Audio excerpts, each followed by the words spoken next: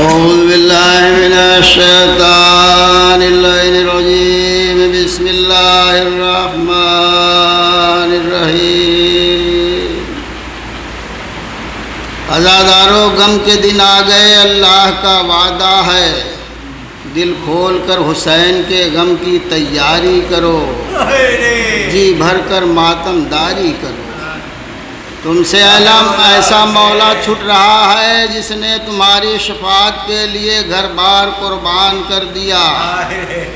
لکھا ہے کہ جب کوفے والوں کا اصرار بہت بڑھا کہ حسین ہم پر بڑے ظلم ہو رہے ہیں، دین کو بچائیے اور کوفہ تشریف لائیں، تو آپ نے اپنے چچا زاد بھائی مسلم کو سفیر بنا کر کوفہ روانہ کیا تاکہ وہاں کے حالات کی اطلاع دیں۔ ادھر یزید کے ظلم سے تنگ آ کر آپ نے مدینہ چھوڑا۔ جناب مسلم اپنے 2 کمسن بچوں کو لے کر عازم سفر ہوئے۔ بچے باپ سے بہت مانوس تھے، اس لیے ساتھ چلے۔ مسلم کوفہ پہنچے۔ اہل کوفہ نے جو یزید کے ظلم سے تنگ تھے، جناب مسلم کا استقبال کیا۔ مسجد کوفہ میں ہزاروں مسلمانوں نے مسلم کے ہاتھ پر بیعت کی۔ جناب مسلم نے حالات دیکھ کر امام حسین علیہ السلام کو خط لکھا کہ آپ شوق سے کوفہ آئیے اور دین کو بچائیے، اسلام مٹ رہا ہے اور کفر بڑھ رہا ہے۔ قاصد یہ خط لے کر مدینہ روانہ ہوا اور دشمنوں نے یزید کو اطلاع دی کہ حسین کا ایلچی کوفہ آیا ہے۔ حاکم کوفہ دیندار ہے، کسی سخت آدمی کو یہاں کا حاکم بنا جو تیری حکومت قائم رہے۔ یزید نے نامہ پڑھا اور بدترین شخص ابن زیاد کو کوفے کا حاکم بنا کر روانہ کیا اور ظلم و ستم کی ہدایت کر دی۔ لوگ خوش تھے، حسین کوفہ آ رہے ہیں۔ ایک صبح شور اٹھا، ایک قافلہ آ رہا ہے۔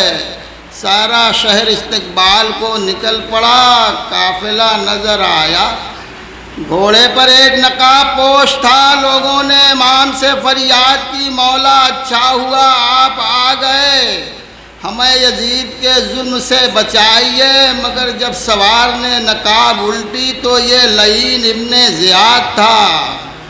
گرفتاری کے احکام ہوئے اور قید خانے محبان حسینی سے بھر گئے۔ دارالامارہ میں دربار لگا اور لعین نے جناب مسلم کو طلب کیا۔ آپ حضرت ہانی کے مہمان تھے۔ حضرت ہانی بڑے دیندار اور نیک انسان تھے۔ انہوں نے جناب مسلم کو نہ جانے دیا اور خود دربار میں گئے۔ ظالم نے جناب ہانی کی عمر اور ان کی دینداری کا خیال نہ کیا اور اس قدر ظلم کیا کہ ہانی جاں بلب ہو گئے۔ جناب مسلم نے ہانی کا گھر چھوڑ دیا۔ اب کوفے کی غیر فانوس گلیاں ہیں اور امام حسین کا غربت زدہ ایلچی دغاباز اہل کوفہ ہیں۔ پورا شور، شہر کے دروازے بند ہیں، گلیاں سنسان ہیں، کہاں جائیں؟ شام ہو گئی، روزے کی حالت ہے، پیاس کا غلبہ، افطار کا کیا سامان ہو؟ کوئی ایک جام آب دینے والا نہیں۔ ایک غریب ضعیفہ کے دروازے پر بیٹھ گئے، دروازہ بند تھا۔ آہٹ پا کر ضعیفہ دروازے پر آئی۔ مسلم نے سلام کیا، پھر فرمایا، اے کنیز خدا، مجھے ایک جام آب دے دے۔ وہ ضعیفہ جس کا نام طوع تھا، پانی پیش کیا، پی لیا پانی۔ طوع نے پوچھا، کیا ابھی سیراب نہیں ہوئے؟ آپ نے فرمایا، سیراب ہو گیا، خدا تجھ کو جزائے خیر دے۔ طوع نے کہا، تو پھر اپنے گھر جائیے۔ آپ خاموش رہے۔ جب طوع کی ناگواری میں اضافہ ہوا، لہجہ بدل گیا۔ اے بندے خدا اپنے گھر جا اور اپنے بال بچوں میں جا کر بسر کر، مجھ کو زیب نہیں دیتا کہ میرے دروازے پر یوں بیٹھے رہو۔ جناب مسلم رو دیے۔ غیرت ہاشمی نے اٹھا کر کھڑا کر دیا، ایک حسرت کی نظر بھر طوع کو دیکھا اور فرمایا اے کنیز خدا کہاں جاؤں، مسافر ہوں، اس شہر میں میرا کوئی مکان نہیں ہے۔ عجیب حضرت سے فرمایا اے مومنہ تو اپنے گھر میں مجھے قیام کی جگہ دے دے اور اس کی جزا میں اپنے پیغمبر کی شفاعت حاصل کر لے۔ طوع نے کہا تم کون ہو؟ کہا میں مسلم ابن عقیل ہوں۔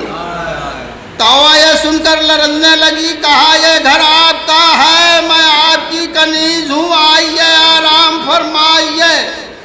طوع سمجھ گئی کہ امام نے آپ ہی کو سفیر بنا کر بھیجا ہے، بڑی عزت دی، حجرے میں بستر لگایا، راحت مہیا کی، مگر طوع کا ناخلف بیٹا شب میں جب گھر آیا اس کو معلوم ہو گیا کہ مسلم میرے گھر میں روپوش ہیں۔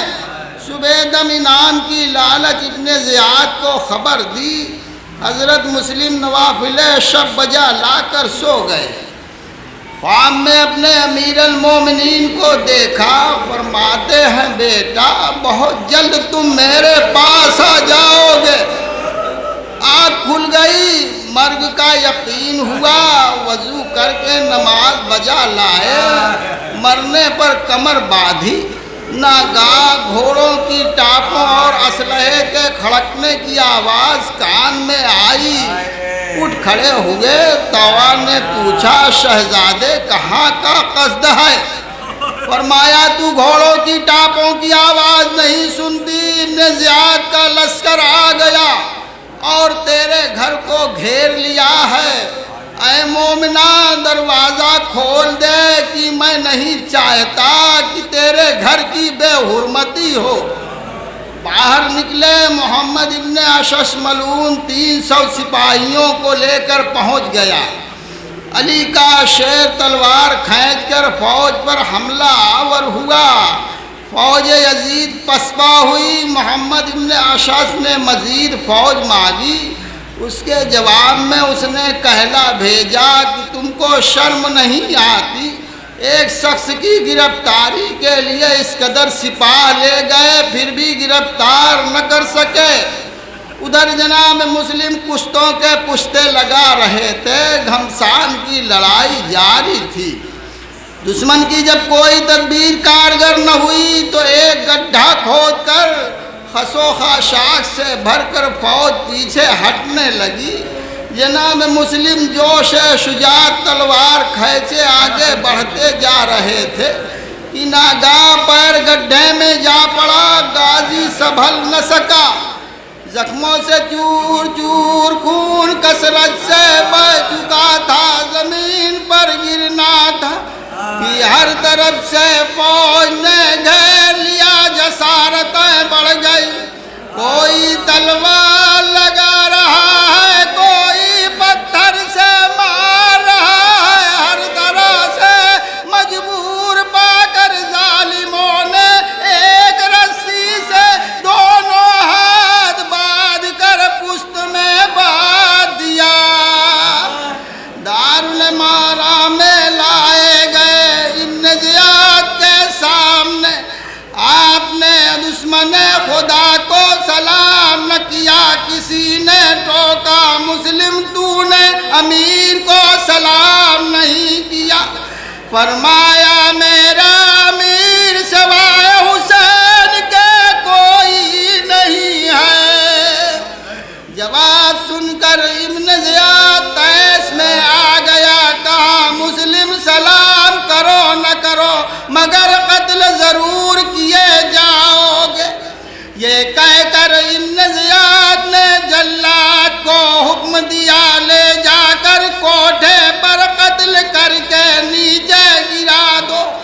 جناب مسلم کو جلاد بالائے بام لایا، امام حسین کی مظلومی پر جناب مسلم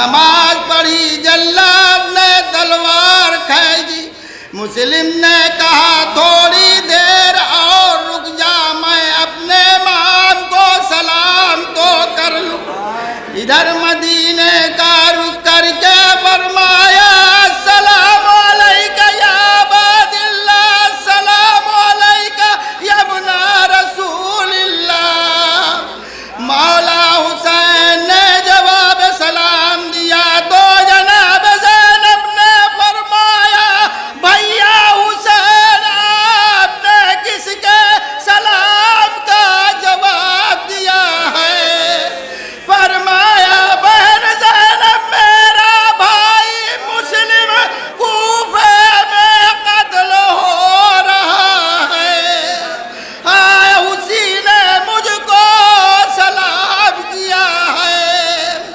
عزادارو مسلم کے سر پر ظالم کی تلوار چلی سر و تن میں جدائی ہوئی جسم اطہر کو نیچے پھینک دیا گیا ادھر فاطمہ زہرا اپنی آگوش پھیلائے ہوئے میرے نال میرے پردیسی مسلم